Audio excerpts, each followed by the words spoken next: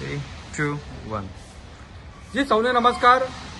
થોડા દિવસ પહેલા જે કેરળમાં કોંગ્રેસના રાષ્ટ્રીય અધ્યક્ષ મલ્લિકાર્જુન ખારગેજીએ જે બયાન આપ્યું કે બધા જ ગુજરાતીઓ અનપઢ છે, ઇલિટરેટ છે અને મૂર્ખ છે, એના લીધે પૂરા ગુજરાતમાં અને ગુજરાતીઓ જે ભારતમાં વસે છે, પૂરા વિશ્વમાં વસે છે, એમના દિલમાં આક્રોશ અને ક્રોધ છે અને પૂરા ગુજરાતભરમાં આંદોલન થઈ રહ્યું છે.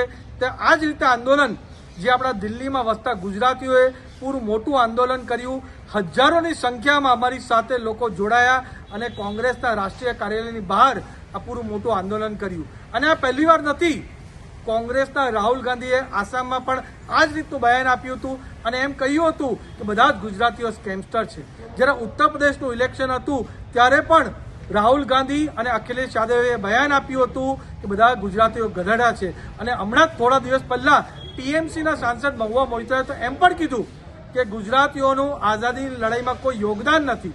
એ બતાવે છે કે કોંગ્રેસ અને વિપક્ષના મનમાં આપણા ગુજરાતીઓ માટે અને ગુજરાત માટે કેટલું અપમાન છે, કેટલી નફરત છે અને કેટલું ઝેર છે. અને એનું કારણ પણ છે, કારણ કે છેલ્લા 30 વર્ષથી ગુજરાતની 6.5 કરોડ જનતા આપણા ભારતીય જનતા પાર્ટી અને મોદી સાહેબ પર વિશ્વાસ કરે છે અને ઘડી આપણા ગુજરાતમાં ભારતીય જનતા પાર્ટીની સરકાર આવે છે.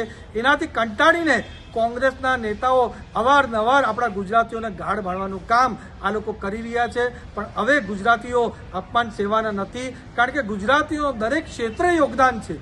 ચાહે આઝાદીમાં આપણા સરદાર વલ્લભભાઈ પટેલ હોય, મહાત્મા ગાંધી હોય, દાદાભાઈ નવરોજી હોય, એ રીતે રાજનીતિમાં જ આપણા પ્રધાનમંત્રી નરેન્દ્ર મોદી સાહેબ હોય, ગૃહમંત્રી અમિત શાહ સાહેબ હોય, એ જ રીતે આપણા સ્પોર્ટ્સના ક્ષેત્રે પણ ચાહે હાર્દિક પાંડ્યા હોય, રવિન્દ્ર જાડેજા હોય, જસપ્રીત બુમરાહ હોય કે કલાના ક્ષેત્રમાં પરેશ રાવલજી હોય, એવા અસંખ્ય લોકો આપણા ગુજરાતના લોકો આપણા ભારતના વિકાસ માટે અહમ યોગદાન આપી રહ્યા છે.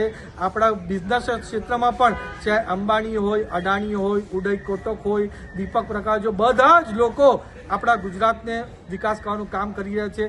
ત્યારે ગુજરાતીઓ લોકોને જે અપમાન કરે છે હવે ગુજરાતની જનતા સહન કરવાની નથી. અને જ્યાર લગીને કોંગ્રેસના મલ્લિકાર્જુન ખારગેજી, રાહુલ ગાંધી, સોનિયા ગાંધી અને પ્રિયંકા ગાંધી ગુજરાતી લોકોને માફી નહીં માંગે ત્યાર લગીને અમારું આંદોલન ચાલુ રહેશે. અને આ કોંગ્રેસની ટુકડે ગેંગની રાજનીતિ છે. ગુજરાતને અલગ કરવા ઈચ્છે છે, કેરળને અલગ કરવા ઈચ્છે છે, ઉત્તર પ્રદેશને અલગ કરવા ઈચ્છે છે.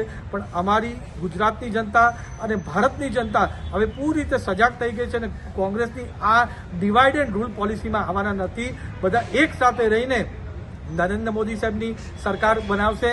અને જે રીતે ગુજરાત કોંગ્રેસમુક્ત ગુજરાત થયું છે એ જ રીતે હવે ભારત પણ કોંગ્રેસમુક્ત ભારત બનશે. ધન્યવાદ. જય જય ગરવી ગુજરાત. જય હિન્દ.